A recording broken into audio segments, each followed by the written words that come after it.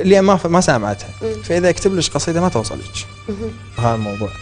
راح اقراش القصيده هيك قريتها انا باحد اللقاءات السابقه، تقول على الحاضر الغائب عندي موضوع، وجيت اليوم اطرح لك قضيه.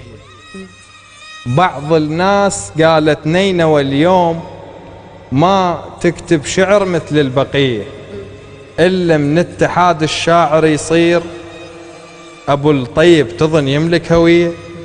الشعراء اللي عندنا هوايه حلوين، صغيره اعمارهم بس قابليه، صورهم كلها صدق تطلع ايفور، بس حظوظ ما عندهم خطيه.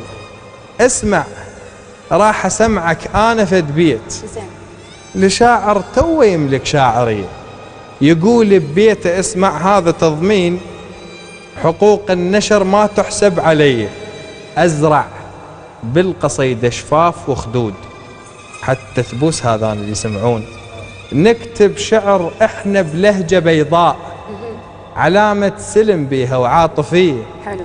اريد اليوم احاكي القالي قلدون لهجتهم لان مو هاي هي. نعم مو هي، لكن نملك اسباب وبراعة بهالامر نملك قويه، مو لهجتنا هاي وعدنا ابداع. زين شلون لو لهجتنا هي؟ نحوك ابياتنا بقصبات الاهوار، حتى بهاي عدنا الوحدويه. ويا شعر النكتبه وكاظم هنا شم الصوره تطلع قاطعيه، بحروف القصائد نمتلك ماي، تصدق ما تصدق ما علي. من نغش الشعب بالفتنه معروف يا هل طف نار الطائفيه. جذع الشعر انتم واحنا الاغصان، ولكم نعم كل الاولويه. صغير الغصن لكن شايل ثمار، مو بس بالجذع تلقى الحميه. رواد ومدارس عدكم هواي، ومدنكم بالشعر كلش غنيه.